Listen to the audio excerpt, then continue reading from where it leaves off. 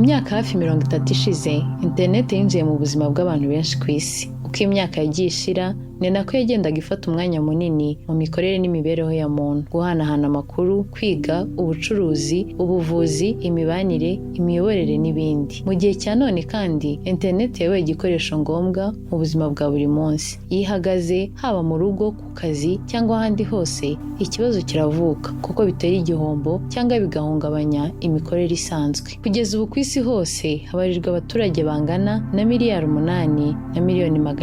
Ni mu gihe abakoresha internet bagera kuri miliyari 5 na miliyoni 56. Aba bangana na 67.9% by'abatuye isi. Naho ibihugu bikoresha internet cyane byiganjemo ibyo muri Aziya, birimo Ubuhinde n'Ubushinwa. Icyakora nubwo ibi bihugu bifite abakoresha internet cyane, ibihugu nk'Ubuholandi, Norvège, Arabia Saudite, Ubusuwisi, Leta Zunze Ubumwe z'Abarabu na Denmark bifite abaturage bakoresha internet bari ku gipimo cya 99%. Mu busanzwe internet tuyikoresha mu bintu byinshi bitandukanye, birimo kuvugana n'abantu bari kure hifashishijwe email, WhatsApp, Messenger, Zoom n'izindi porogaramu. Ifasha kandi mu burezi, aho abarimu n'abanyeshuri batanga bakanakira amasomo, ibizami, imyitozo n'ibindi. Ikoreshwa mu kumenya amakuru agezweho mu gihugu no ku isi binyuze ku mbuga z'amakuru nka BBC, Iseka News, Igihe, The New Times, CNN n'ibindi binyamakuru binyuranye cyangwa se imbuga nkoranyambaga. Ifasha abacuruzi kwamamaza no kugurisha ibicuruzwa byabo kuri murandasi, urugero nko kuri WhatsApp, Amazon,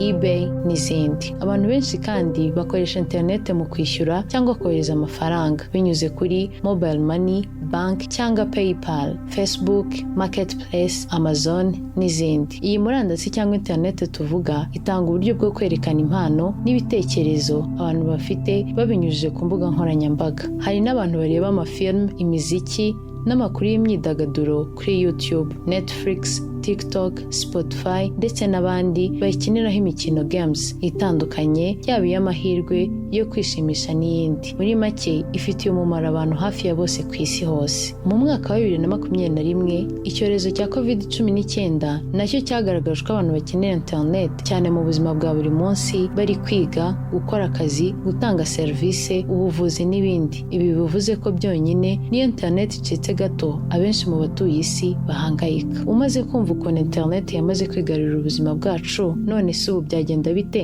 Internet iramutse ivuyeho cyangwa igahagarara burundu, ubuzima bwahinduka gute? Wowe ntujye kure, tukumara amatsiko yose ufite kuri iki kibazo.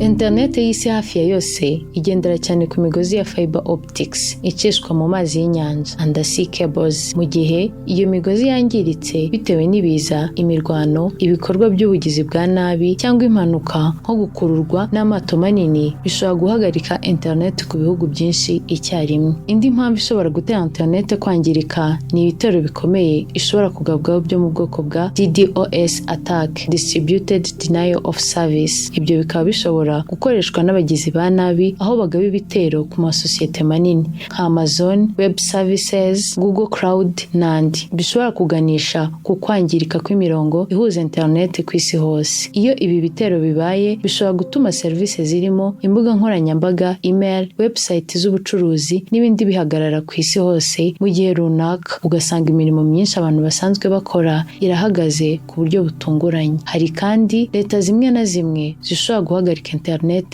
mu gihugu cyose. Bikunze gukorwa cyane cyane mu bihe by'amatora, imyigaragambyo cyangwa imvururu za politiki. Iyo ibi bibaye mu bihugu binini nka Iran, Ethiopia cyangwa India, bishobora kugira ingaruka ku muyoboro mugari wa internet w'isi no ku baturage muri rusange. Si ibyo gusa, kuko kuvaho kwa internet binaterwa n'imitingito, imyuzure, inkongi z'umuriro, ibisasu n'ibindi biza bishobora gusenya ibikorwa remezo bya internet ku isi, kuko iyo bikorewe mu duce dufite uruhare runini ku miyoboro mpuzamahanga bishobora kugira ingaruka kuri benshi. Hari n'ibigo nka Starlink, SpaceX bisanzwe bizwiho gutanga internet internet biciye kuri satellite. Iyo rero habaye ikibazo gikomeye kuri systeme y'izo satellite, bishobora kugira ingaruka ku bantu benshi cyane cyane mu bice bidafite fiber optics. Ibi kandi byanaterwa n'uburangare bwa muntu, kuko nko mu 2021 Facebook, WhatsApp na Instagram byahagaze amasaha 6 yose kubera ikosa ryakozwe n'umuntu umwe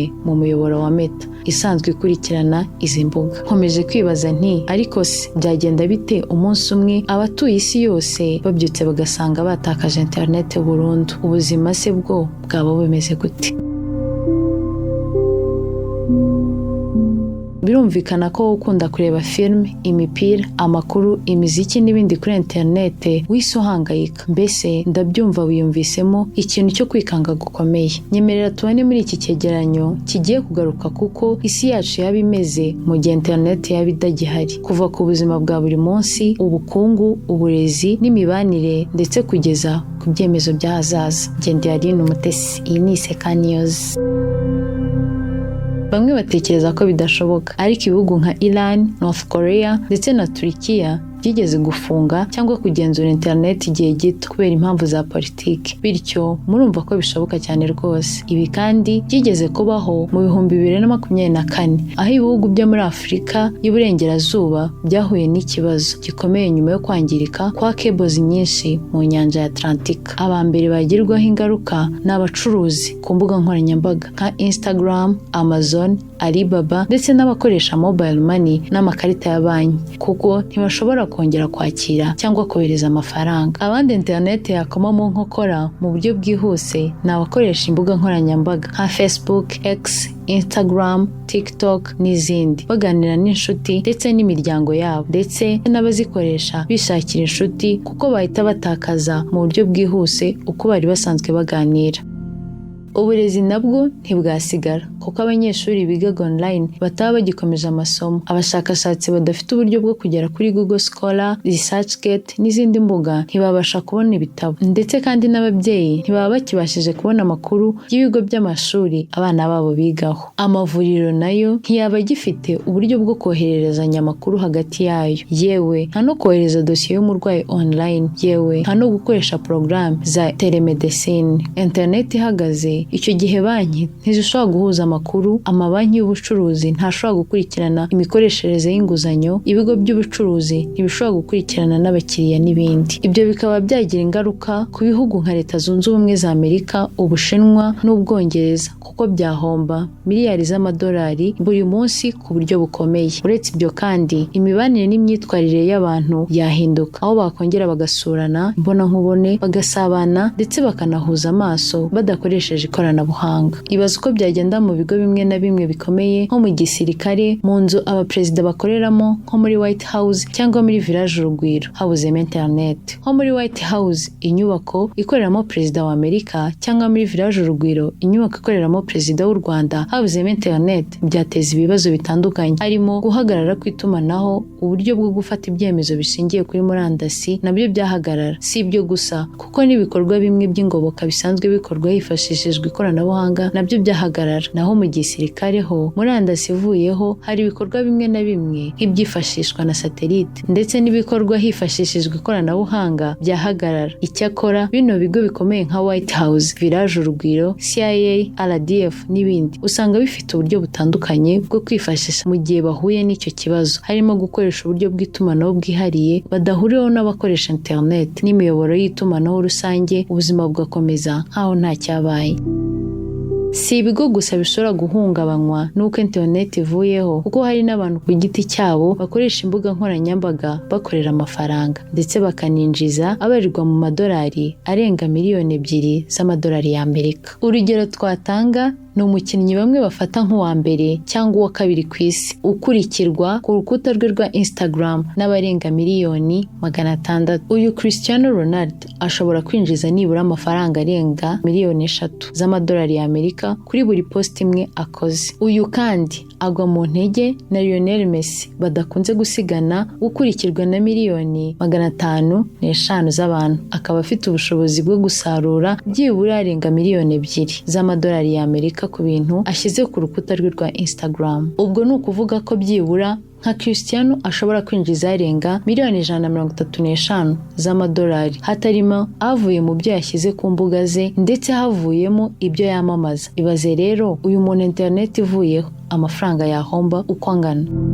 Abahanga mu bushakashatsi bavuga ko internet ivuyeho ubukungu bw'isi bwahomba amafaranga menshi abarirwa muri miliyari zirenga ibihumbi z'amadolari y'Amerika ku mwaka wa mbere. Mu mwaka wa kabiri isi yahomba miliyari ibihumbi 4 by'amadolari y'Amerika. Icyakora abahanga banavuga ko niyo internet yazimira atari ryo herezo ry'isi, ahubwo ari irindi somo ku bantu bose by'uko abatuye isi bagomba kwiyubaka nk'abantu bafite ubumenyi, ubuhanga, ubushobozi bwo kubaho neza no gutekereza byimbitse. Nubwo haba nta murongo wa wifi uri hafi, bakamenya kandi gukoresha ikoranabuhanga mu rugero, kuko isi idafite internet ishobora kubaho, ariko isi idafite abantu batekereza ntibaho.